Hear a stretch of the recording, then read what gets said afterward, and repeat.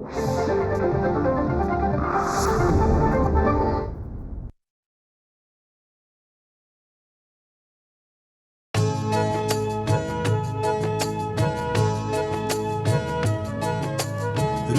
स्पंदन ठेवून नाती नूतन नित्य गुंफते ती.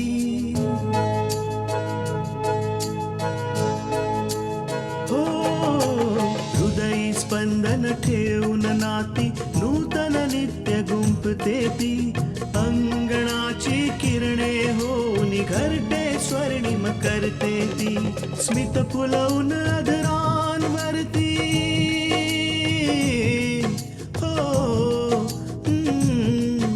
स्मित फुलवून अधरांवरती वेदनेत सुख देते ती.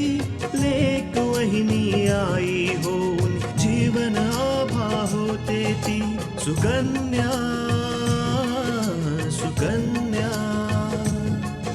सुकन्या आमच्या कन्या. या सगळ्या गोष्टींचा काय फायदा आहे बेटा? तिचं तसंही लक्ष कुठे असतं? आई तुम्ही हे काय बोलताय? तुम्ही जर असं केलं तर मी काय करेन? मी कुठे जाईन? अरे जिकडे पाहिजे तिकडे जा तू. आपल्या माहेरी जा, आपल्या आई वडिलांची सेवा कर. मी हे काम करू शकते मॅम. मला माझ्या स्वतःवर विश्वास आहे आणि तुम्हीही माझ्यावर विश्वास ठेवा. बाबा माझी काय चूक आहे बाबा? आई माझ्यावर इतक्या रागवलेल्या का असतात? त्यांना मी या घरात का नकोशी झालीये?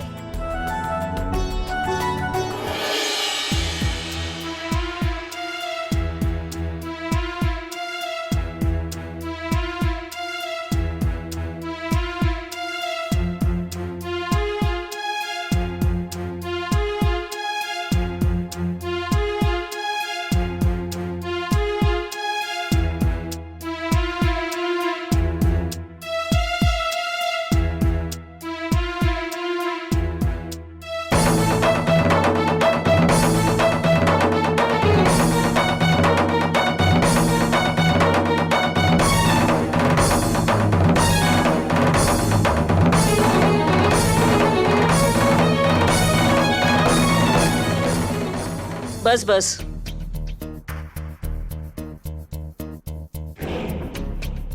मला वाटतं तुला फार वाट पाहावी लागली. सो तू दुर्गा कॅटरिंग मध्ये काम करतेस, राईट? पण तुला बाहेर काम करण्याची काय गरज आहे? मला सांगायचं होतं, मी तुला एखादी नोकरी दिली असती. हे बघा मल्लिकाजी, मी तुमच्याशी उद्या होणाऱ्या पार्टी बद्दल बोलायला आले. तुम्हाला आणखी काही महत्त्वाच्या गोष्टी लागणार असतील तर. कम ऑन, हे तर सगळं चालूच राहील. आधी मला सांग की दीपकची तब्येत कशी आहे? Any improvement? मल्लिकाजी, मी तुम्हाला ऑफिशियली भेटायला आले, तेव्हा तुम्ही माझ्याशी फक्त कामाबद्दलच बोला, पर्सनल नाही. माझी एक सवय आहे, मी ज्याच्या बरोबर काम करते त्यांची सगळी माहिती काढून घेते. पण तू ती आहेस जिच्या बरोबर काम करण्याच्या आधी जिची सगळी माहिती माझ्याकडे आहे. मला चांगलं माहिती आहे की तुझ्या घरची परिस्थिती कशी आहे. 2 वेळच्या जेवणासोबत तू दीपकचा इलाज नाही करू शकत. म्हणूनच तर मी दीपकच्या तब्येतीबाबत विचारलं.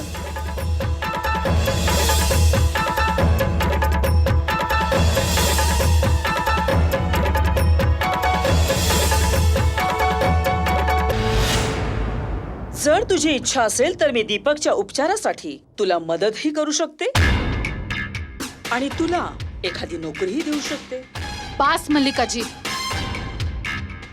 माझ्या सहनशक्तीची परीक्षा बघू नका, नाहीतर तुम्ही बोललेल्या प्रत्येक शब्दाचा पश्चाताप होईल तुम्हाला. आणि राहिला प्रश्न माझ्या बाबांचा, जोपर्यंत मी जिवंत आहे तोपर्यंत त्यांना कोणत्याही गोष्टीची कमतरता नाही. आणि जर मला कोणाच्या मदतीची गरज लागलीच तर तुम्ही जगातली शेवटची व्यक्ती जरी असलात ना, तरी मी मदत मागायला तुमच्याकडे नाही येणार. वाह वाह, खरंच खूप बोलतेस तू. खरोखर मला वाटतं दीपकने तुझ्यावर खूप चांगले संस्कार केले, पण याचा काही फायदा नाही. सत्य हे आहे की तू तीड दमडीच्या नोकरासारखी माझ्या समोर उभी आहेस आणि माझ्या हो किंवा नाची वाट बघतेस. माझा एक होकार तुझ्या घरच्यांना 2 वेळचं जेवण देऊ शकतो आणि माझा एक नकार तुला आणखी वाईट परिस्थितीत पुन्हा ढकलू शकतो. आता मला नेमकं हे कळत नाहीये की आता वंदना समोर मी तुझं नेमकं कौतुक करू की तुम्ही काहीही बोला मिसेस मल्लिका, पण जे माझ्या नशिबात आहे ते तुम्ही ना माझ्यापासून हिरावू शकता ना ते तुम्ही बदलू शकता. त्यामुळे योग्य तेच होईल की तुम्ही माझ्याशी कामाबद्दल बोला.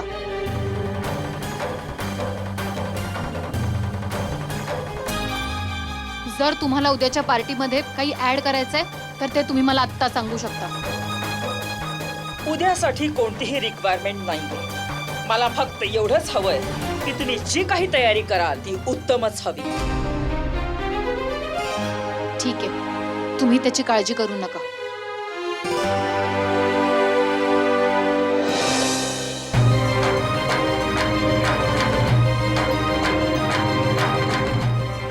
चिंता मला नाही, तुला करण्याची गरज आहे आकांक्षा, की तू आपली नोकरी कशी वाचवतेस.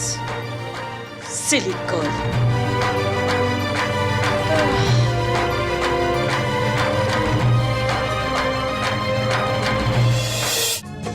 सुकन्या आमच्या कन्या.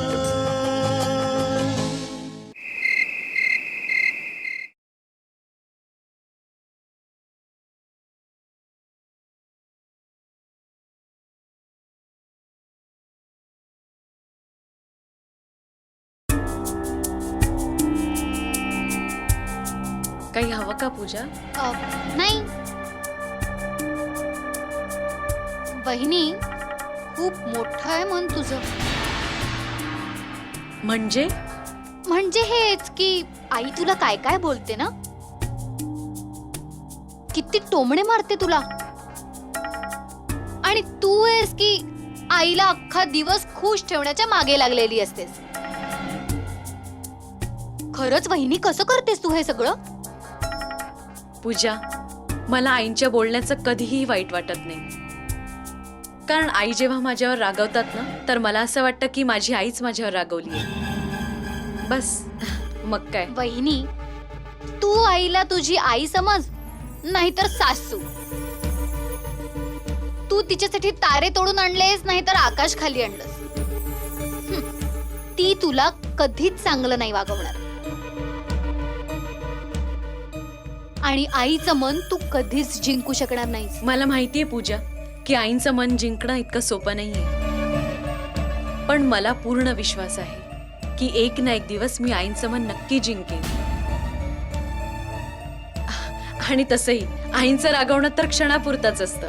काही दिवसांनंतर त्या शांत होतील आणि मग तू बघ, त्या मला फक्त आपली सून नाही मानणार तर माझ्यावर खूप प्रेमही करतील. कोण काय करतय पूजा? आई बघ ना वहिनीला, मी तिला सांगत होते की तिच्या बोलण्याने तुला दुःख होतं, तर मला म्हणाली की मग मी काय करू, आणि तसंही आईंचा राग 2 दिवसांचाच असतो, काही दिवसात ठीक होऊन जाईल. 2 दिवसाचा राग? अरे मी मूर्ख आहे का की माझा राग 2 दिवसात शांत होईल? पूजा, ही सगळी ना तुझ्या बाबांचीच करणी आहे. तेच तिला सोबत देतात म्हणून तिचे पंख फुटले आहेत. नाही नाही आई, मी तिला असं काहीच नाही म्हटलं. मी तर फक्त बघितलंस आई, बघितलंस कसं तुझ्या समोर मला खोटं पाडते. अरे जे तू मला सांगितलंस तेच मी आईला सांगते. आई मी खरं बोलते. ए बाई, काम कर.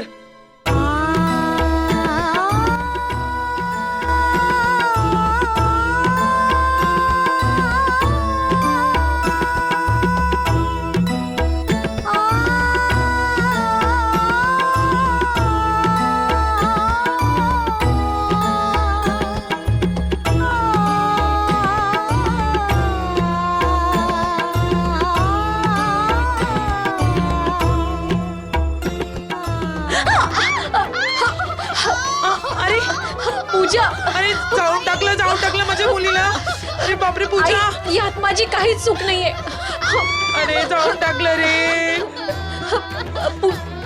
हात जाळला माझा. नाही नाही आई, मी नाही अरे जाणार. परमेश्वरा, माझ्या मुलीला जाऊन टाकलं नाही रे. पूजा, नाही. माहित नाही ही पोरगी आई. कसलं वैर काढते आमच्या सगळ्यांबरोबर. अरे खूप दुखतंय का पूजा? आई, हिने सगळं मुद्दामून केलंय.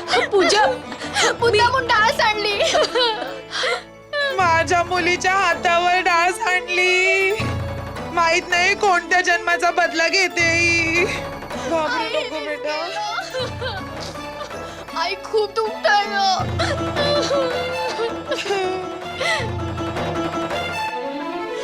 माझ्या मुलीचा हात जाळला हिने. नाही आई, मी काही आई नाही केलंय. काय झालंय? हे बघ काय माझ्या मुलीचा हात जाळून टाकला नाही आई, मी काही कृष्णाने. नाही. अरे बघ ना काळीचा हात जाळून टाकला. काय हे कसं झालं? काय झालं? काय सांगू बेटा, खरं तर गोष्ट अशी आहे, पूजा तृष्णाला समजवायला गेलेली की तिच्या बेपरवाईमुळे आई उदास असते. तर ती म्हणायला लागली की 2 दिवस उदास राहील मग आपोआपच सरळ होईल. हे ऐकून जेव्हा पूजा परत येत होती तेव्हा तृष्णाने तिच्या हातावर डाळ सांडून तिला भाजलं. माझी मुलगी माझं दुःख सहन करू शकली नाही म्हणून तिला समजवायला गेली होती. आणि तिथेच तिचा हात भाजला आणि तिच्या वहिनीने तिचा हात जाळला.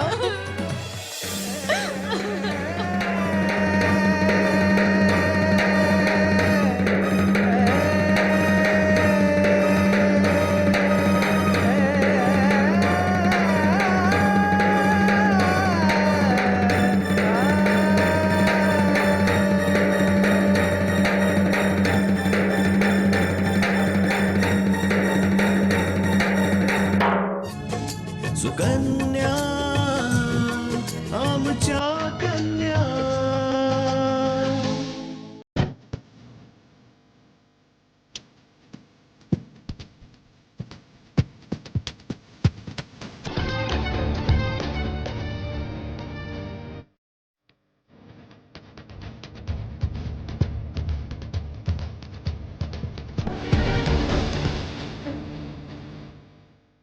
आई जे काय सांगते ते खरं आहे.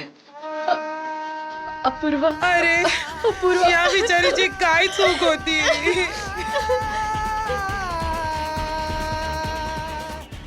बिचारी थोड्या दिवसांनी आपल्या घरी जाईल माझी मुलगी.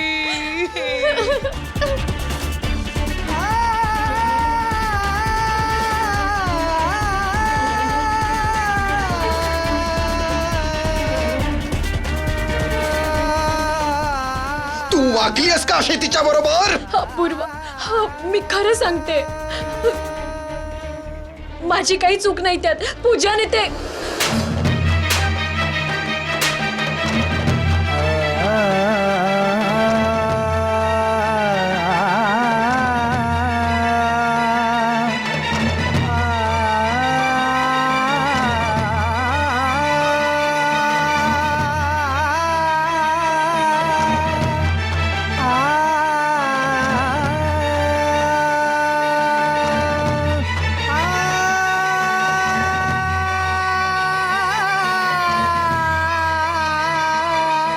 तुझी हिंमत कशी झाली माझ्या बहिणी बरोबर असा व्यवहार करायची?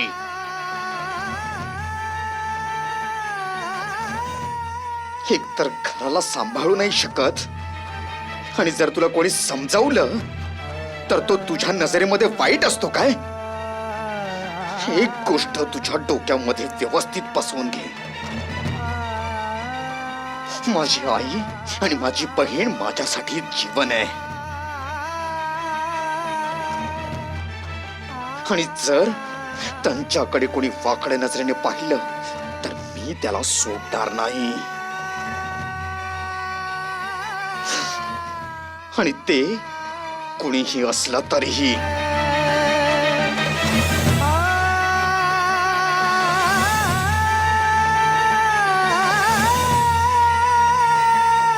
समजलीस? चल ग पूजा.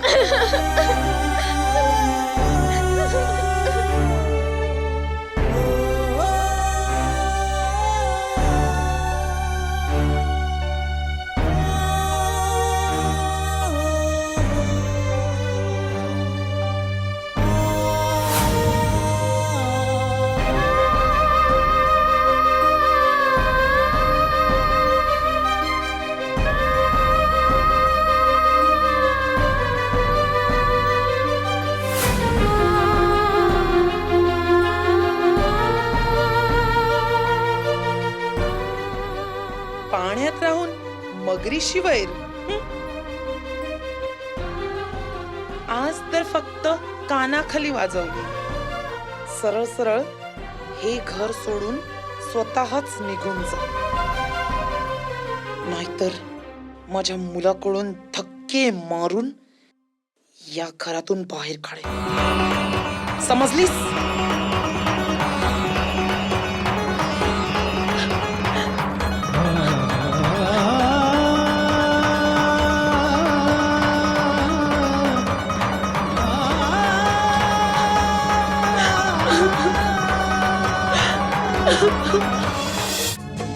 सुकन्या आमच्या कन्या.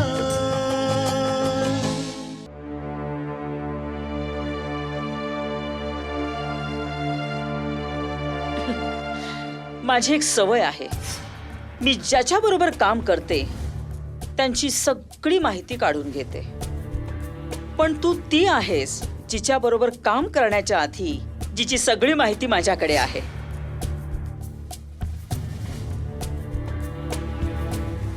मला चांगलं माहितीये की तुझ्या घरची परिस्थिती कशी आहे. 2 वेळच्या जेवणासोबत तू दीपकचा इलाज नाही करू शकत.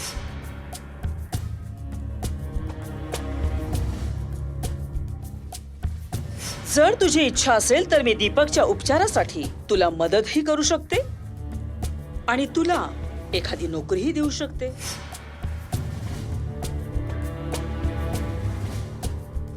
सत्य हे आहे की तू 1.5 दमडीच्या नोकरासारखी माझ्या समोर उभी आहेस.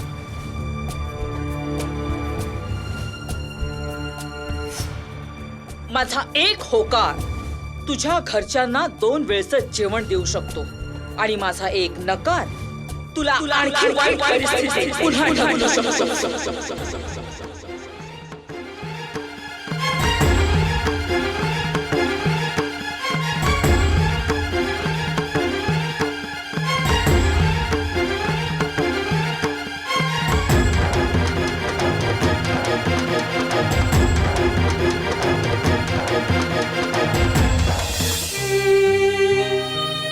आकांक्षा, बेटा तुझ्या कामाचा पहिला दिवस कसा होता?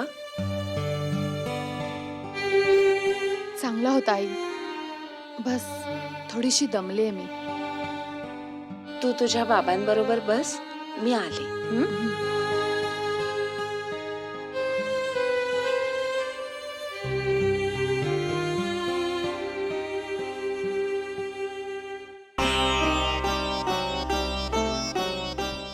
बाबा, मी तुमच्याशी खोटं नाही बोलणार, पण माझा आजचा दिवस अजिबात चांगला नव्हता.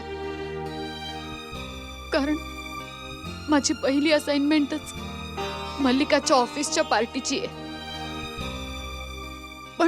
पण तरीही बाबा मी हे सगळं मान्य केलं. कारण ना आता मी माझी नोकरी सोडू शकते आणि ना माझी हिंमत हरू शकते. कारण या क्षणी संपूर्ण घराची जबाबदारी फक्त माझ्यावर आहे. माहितीये बाबा, तो दयाल होता ना, ज्याने तुमचा ऍक्सिडेंट घडवून आणला होता, त्यानेही आपली मदत करायला नकार दिलाय बाबा. खरं म्हणतात सगळे की पैशात खूप ताकद असते आणि पैशाच्या ताकदीपुढे कोणाचंही तोंड बंद करता येतं. आणि सत्य कितीही कितीही मजबूत का असेना, पण पैशांपुढे सगळ्यांची बोलती बंद होते. पण हरकत नाही बाबा, मी हिम्मत नाही सोडणार. मी लढणार आणि जिंकून दाखवणार, कारण मी शेवटी तुमची मुलगी आहे.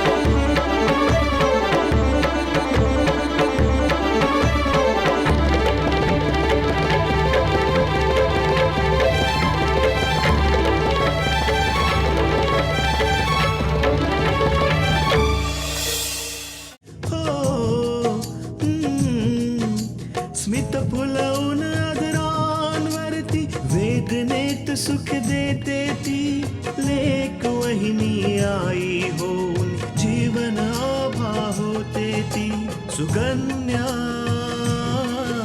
सुकन्या सुकन्या आमच्या कन्या